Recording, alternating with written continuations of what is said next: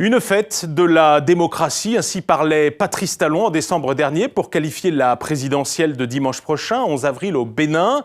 Le président est candidat à un deuxième mandat. Face à lui, deux adversaires de second plan et une certitude, le scrutin se déroule dans un climat politique plombé. Des manifestants dans les rues des grandes villes du Bénin, c'était ce mardi 6 avril pour demander le départ du président Patrice Talon, et ce, à quelques jours de la présidentielle. Expédite Ologou, vous êtes politologue, vous êtes à Cotonou. Comment est-ce qu'on peut expliquer ce climat politique désastreux, plutôt inhabituel au Bénin? Ce climat politique est dû, je crois, à une série de mécontentements, à une série d'actes politiques, juridiques, voire ou sociaux d'exclusion. Quand on observe la scène, on se rend bien compte qu'il est particulièrement difficile pour les partis d'opposition de s'en sortir. Il y a un phénomène important à observer, c'est que le président Patrice Talon apparaît comme quelqu'un qui verrouille à peu près tout. Je ferai de mon mandat unique une exigence morale. C'était l'une des promesses de campagne de Patrice Talon en 2016, le mandat unique. Mais 5 ans plus tard, le voilà à nouveau candidat.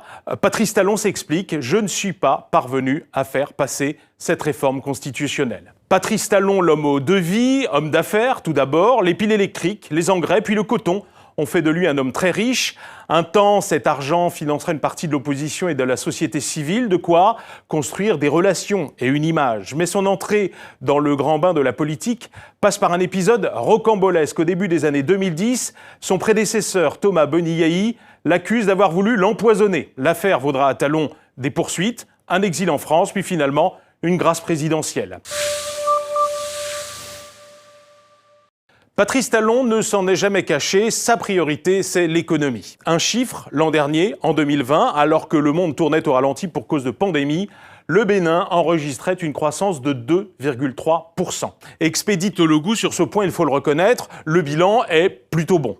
Sauf que ce développement économique dont se targue le gouvernement n'est pas descendu dans les couches sociales, n'est pas descendu au niveau des populations à la base, ce qui fait qu'on sent une pauvreté qui s'accentue. Dimanche prochain, faute de réelle compétition, il y aura une donnée à surveiller de très près, ce sera la participation. Elle nous permettra de dire si Patrice Talon a réussi ou non son pari.